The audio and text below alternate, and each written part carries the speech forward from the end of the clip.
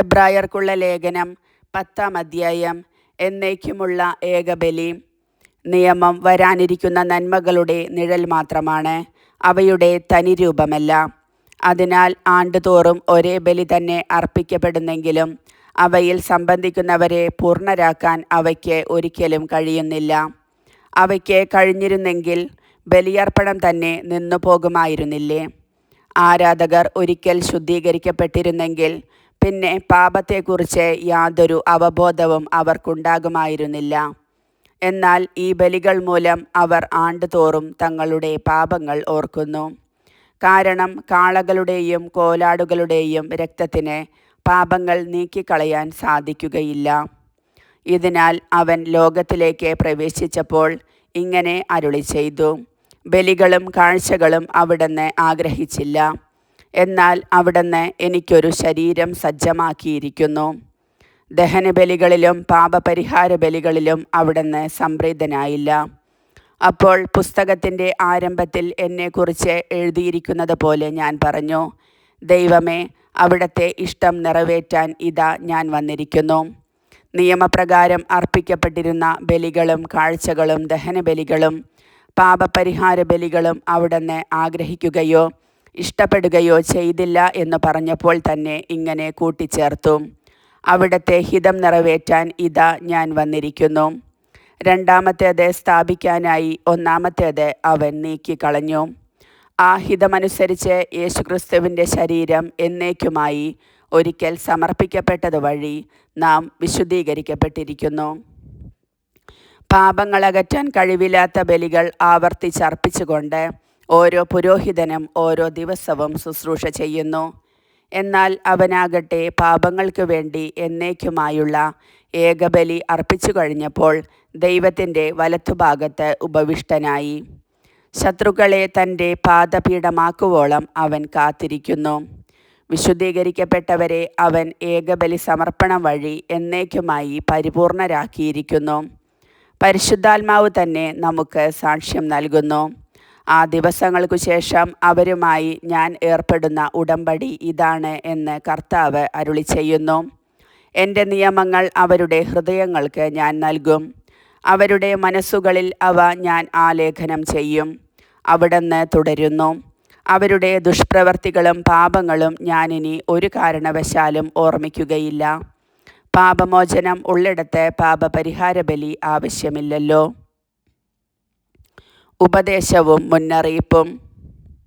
എൻ്റെ സഹോദരരെ, യേശുവിൻ്റെ രക്തം മൂലം വിശുദ്ധ സ്ഥലത്തേക്ക് പ്രവേശിക്കാൻ നമുക്ക് മനോധൈര്യമുണ്ട്. എന്തെന്നാൽ തൻ്റെ ശരീരമാകുന്ന വിരിയിലൂടെ അവൻ നമുക്കായി നവീനവും സജീവവുമായ ഒരു പാത തുറന്നു തന്നിരിക്കുന്നു. ദൈവഭവനത്തിൻ്റെ മേൽനോട്ടക്കാരനായി നമുക്കൊരു മഹാപുരോഹിതനുണ്ട്. അതിനാൽ വിശ്വാസത്തിൻ്റെ ഉറപ്പുള്ള സത്യഹൃദയത്തോടെ നമുക്ക് അടുത്തു ചെല്ലാം. ഇതിന് ദുഷ്ടമനസാക്ഷിയിൽ നിന്ന് നമ്മുടെ ഹൃദയത്തെ വെടിപ്പാക്കുകയും ശരീരം ശുദ്ധജലത്താൽ കഴുകുകയും വേണം. നമ്മോട് വാഗ്ദാനം ചെയ്തിരിക്കുന്നവൻ വിശ്വസ്തനാകയാൽ നമ്മുടെ പ്രത്യാശ ഏറ്റുപറയുന്നതിൽ നാം സ്ഥിരതയുള്ളവരായിരിക്കണം. സ്നേഹത്തോടെ ജീവിക്കുന്നതിനും നല്ല കാര്യങ്ങൾ ചെയ്യുന്നതിനും പരസ്പരം പ്രോത്സാഹിപ്പിക്കാൻ എങ്ങനെ കഴിയുമെന്ന് നമുക്ക് പര്യാലോചിക്കാം. ചിലർ സാധാരണമായി ചെയ്യാറുള്ളത് പോലെ നമ്മുടെ സഭായോഗങ്ങൾ നാം ഉപേക്ഷിക്കരുത്. മാത്രമല്ല, ആ ദിനം അടുത്തു വരുന്നത് കാണുമ്പോൾ നിങ്ങൾ പരസ്പരം കൂടുതൽ പ്രോത്സാഹിപ്പിക്കുകയും വേണം.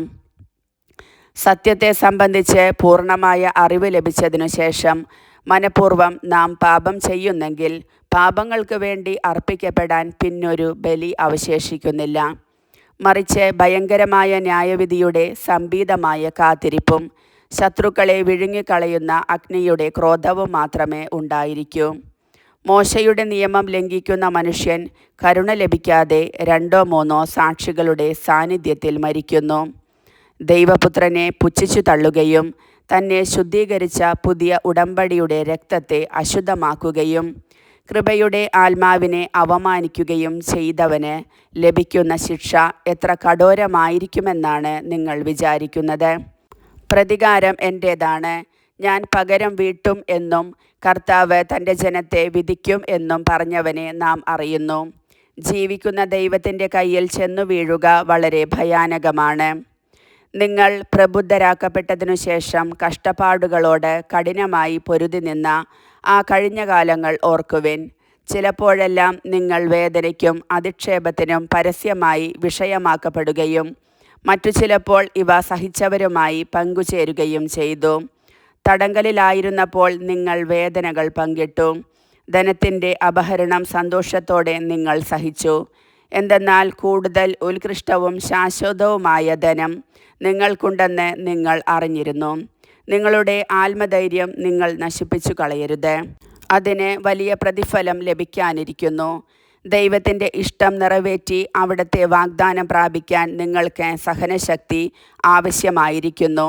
ഇനി വളരെ കുറച്ച് സമയമേയുള്ളൂ. വരാനിരിക്കുന്നവൻ വരുക തന്നെ ചെയ്യും. അവൻ താമസിക്കുകയില്ല.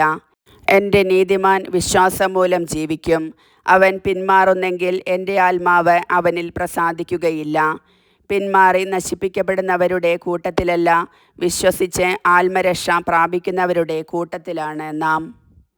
കർത്താവിൻ്റെ വചനം.